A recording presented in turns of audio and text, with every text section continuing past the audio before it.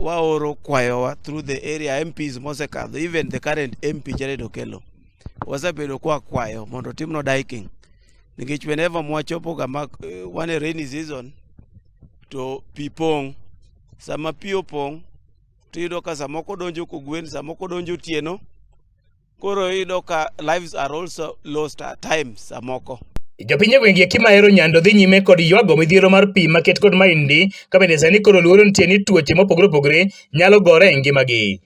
Nyakoromogi mano koro bedo ni midhiero ma jodak e gwenge ki manyando e gweng' moro ni oketha tura sani koro kalo e bang' ka koth chwe gwenge gi eki ma koni ndalo adek mokalo chien kendo darogi bang' ka ora nyalo bede muomo ka sani koro giywago dayo gikwayo sirkand kaunti ma Kisumo kanyakla koda piny owacho mamalo ni koyie to wuok oko nyal bi oresgi gi sama wadhi yamo ni rinya koro Mogajwang thoth oganda ma bende wuok e gwenge ma koni ochuno mondo mi odare e miechgi odhi ogo kambi te sendo bi.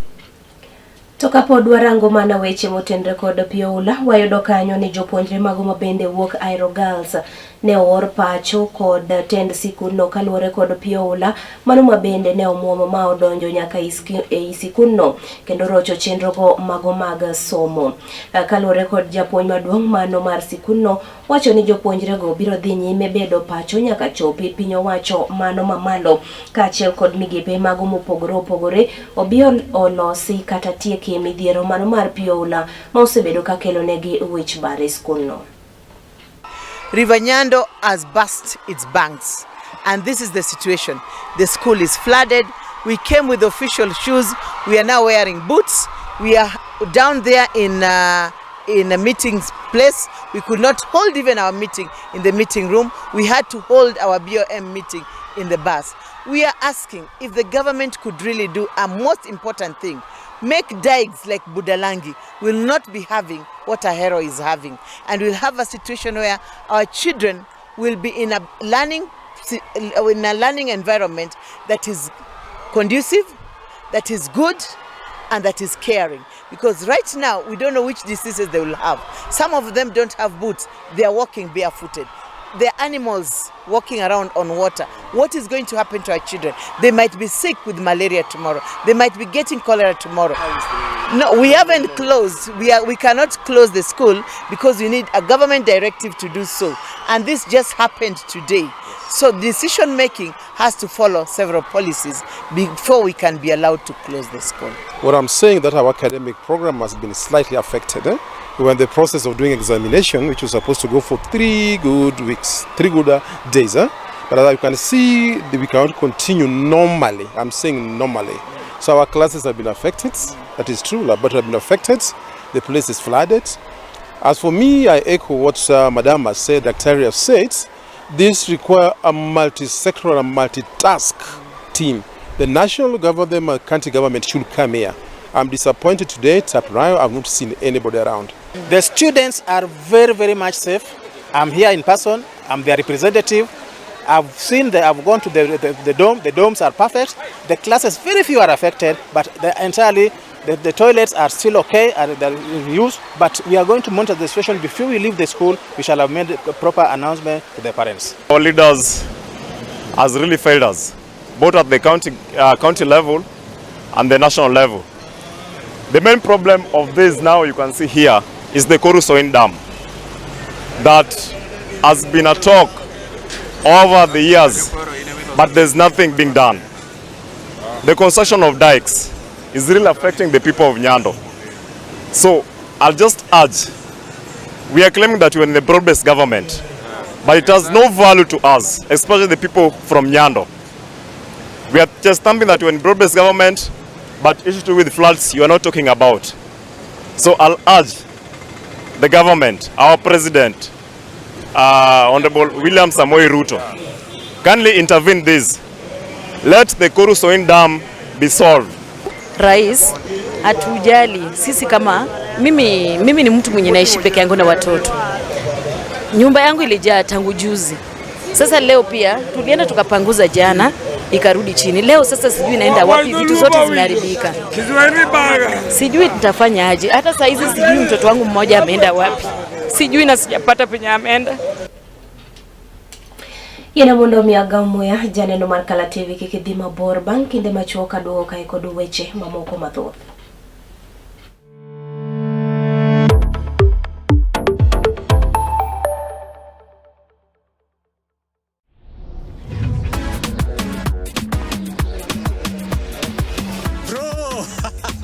Nasikia kuna game ilikuchoma last week Tulia. Sai must be one jackpot locked and loaded. Alafu cheki niko na passport ya jackpot. Mimi nakwambia inaweza cross 50 mili in 8 weeks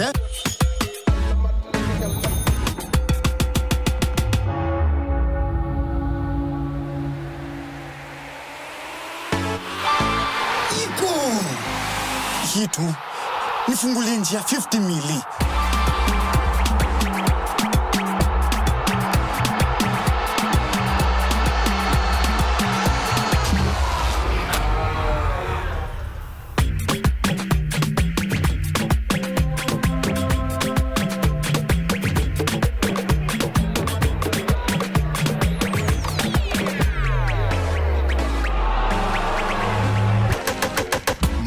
Jackpot lazima ipate wina. Kila wiki mbili assist ya Game Pass inaingia. Games zinashuka from 15 games hadi 12 games by week 8. Na msipobeba bado tunaipiana kwa the next best performer. So 50 mili ni lazima iende.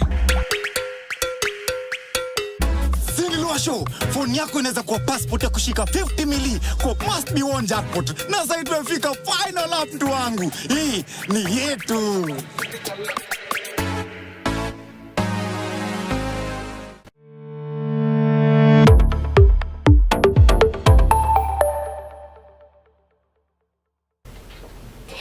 Machiegni kendo wadhi nyime. Wayudo kanyo ni kaunti mano ma Kisumu ne oyudo sir mago mag gige rito pi kaachiel kod nyamburko mabende ne ochwal ne kambi mano mar KOP Kiwasko ka mwandu mabed maket kod mago ne ochiw kod duol mano mabende ochung' ne rango pi kaachiel kod aluora mar Nam Lolwe mano mabende idendo ni Lake Victoria South Water Works Development Authority.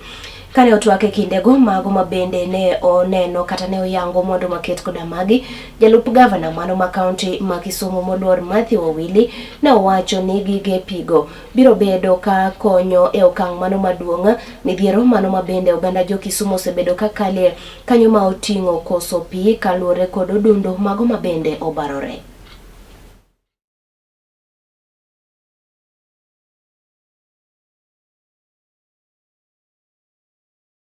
Lake Victoria South is handing over quite a number of equipments, non-revenue water equipments to Kiwasko.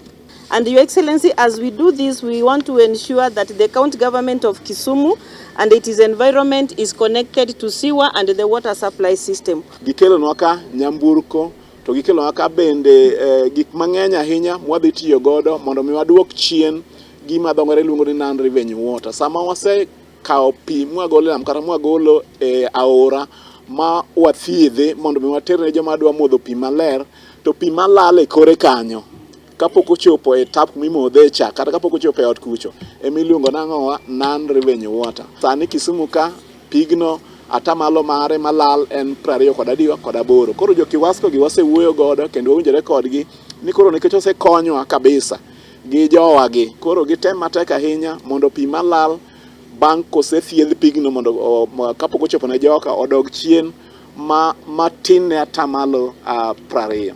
To bende atiyo gi thuolo ma kawuono ni mondo mi akwa jowa kamoro amora ma gintie ni wabed motang' nikech sani koro koth machwe mang'eny ahinya kendo nyalo kelo ohula kata mana mapoya. To bende awacho ni kapo ni in kod wach moro amora kata kony moro amora minyalo dwaro to inyalo manyo jo county government kod national government nikech waduto te watiyo kanyakla mondo mi wane ni weche wagi odhi kare. We are looking forward to having this equipment, and we believe that this will help us come down to less than 25% as required by the regulator. So we extend this gratitude, and as Kiwasko we are very happy to have this equipment. And as has been said, there are quite a number of things going on, the pipeline that has been extended both for water and sanitation. We hope that everybody will be able to connect in town so that we have water and we are able to also curb the waterborne diseases that we have. Weche mago mamoko wayudo kanyo ni doho mano mamalo dichieng' mano ma Kenya biro golo ng'eto kendo yango ka mane en jatend migao Rafael Tuju ibiro donjne ka oonge e nyim doho no. Okinde mago mabende ochung'ne mane en jatend migao Rafael Tuju wacho ni okang' makamano en ataro mago mag chike ma pacho kae. Kabende jogo ma omako bura maket koda mano to wacho ni onge bura kata onge chika mano mabende yango okang' maket koda mano. Jang'ad bura e doho mano maduong' Stella Atambo biro golo ng'eto no dichieng' mano ma Kiny bang' ka bende ne osewinjo kweth ariyogo duto te kaka ne ochwal bura no e nyime.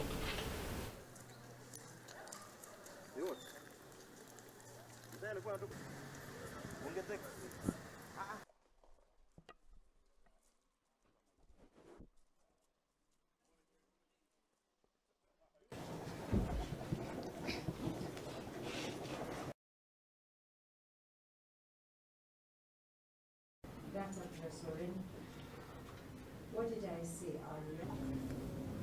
When an accused person who was in the custody of the state is not before court, Your Honor, my mind informs me that there cannot be a charge before you, because the legal foundation of a charge is the presence of a suspect. In the absence of the suspect, there cannot be a charge whatsoever. Because of that, Your Honor, we invite you, in the absence of Mr. Tuju, not to proceed in any manner with this unfortunate prosecution.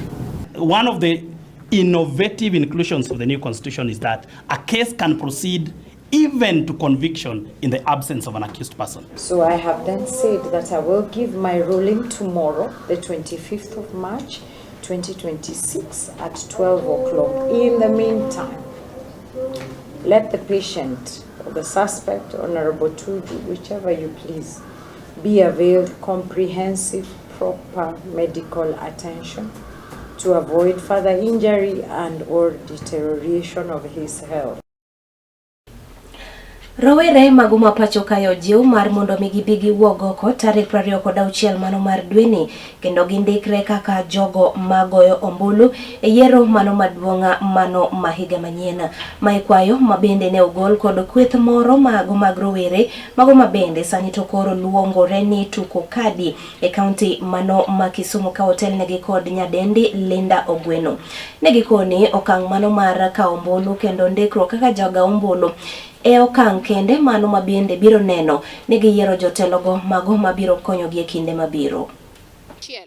Dweni mar adek higani wan kaka jomantie Kisumu kae kotel ne gidowere wabiro e bo umbrella miluongo ni tuko kadi. Tiende ni wabo biro ka mondo wachokre to wabo dhi IEBC mondo ng'ano mapoko okaw kura ne mwaluongo ni kadi. Tiende ni yiero biro 2027. Gimi bo tigo godo e tugo mabo biro no en kadi mibo bedo godo miluongo ni ombulu. Koro wabiro kae chokre to kendo wakwayo jogo mantie Kisumu te mondo bi. Kaponi okibi bedo Kisumu town, intie Ahero, intie kata Wasi, kati ya Muoroni, intie office mar migao mar IEBC kuonde go te. Wakwayo ni mondo chieng'no idhie, wawacho ni Kisumu kae tarik 26 wagoyo target miluongo ni 1000. Tiende ni ji 1000 di yudo kaka dhi kawo kura kata jogo madwa no yudo olok kura di yudo kaka timo mane target mwaseto. Kwayo jo IEBC migao ma IEBC ni chieng'no wabiro koro gimiwa support. Chieng'no gimanye aklak moko momedre mondo gitimnwa service mapiyo piyo. Higa manyien ni wawacho ni jotelo mosebedo go kinde mang'eny waywak negi. To konyal ywak ne jotelo ka onge gi teko mar golo gi telo. To teko mar raia ma kawaida en ombulu ma ng'ato nigo. Omiyo wakwayo rowere kamoro amora mantie, ok kata rowere kende, jodongo be kamoro amora mantie, kura ni Elisa Sima ingo. Ema gina minya tiyogo mar mondo iyier jatelo maborito oganda e yo makare. Omiyo wakwayo kamoro amora mantie, biuru mondo wadhi. Wayudo kanyo ni jolony kaachiel kod joberogo mago mag piny owacho osechako chenro mano mar konyo ringre ji 14 mago mabende ichich ni ne oiki e bura achiel makaburini ei Kericho East kocha. Obila mago maka okwach kich wachore ni emotelo ne chenro maketa kodama ka bende liekore ni ji moko mabende romo 13 ne otwe e gunia achiel eka oikgi e bur achiel maket kodamano. Jabero mano mar piny owacho Dr. Richard Njoroge igeno ni biro bedo katayo bero mar mondo miyo yang ni to enang'o mabende ne okelo tho mar ji 14 go. Uwezekano wa miili isiyopungua 14 ambayo ilizikwa hapa, kwa sababu tunajua kuna Wakenya wengi ambao hadi hivi sasa wamepotea, familia inawatafuta na hawajulikani pale walipo. Lazima ukweli uweze kujulikana. Hawa ni kina nani waliozikwa hapa, walizikwa hapa kwa sababu gani, na wao wenyewe walikufa vipi? We are here today to monitor the exhumation exercise that is currently underway. We've been here since morning. We can't be in a state of continuous reports of bodies here and there, and we are not getting clarity on how they died or who these people are. Yena mondo mia yenga gi kanyo janeno mar Kala TV kidieny ne en ka weche manyien mago mag ng'end weche. Weche go mowuok achiel kachiel mesawa mano mar ka weche manyien. Kamano kuom kawo thuolo mare kendo rango weche maket koda magi. Bedo kod otieno majaber nyinga Neli Achieng' ndine jaloko mara Bella Achieng'.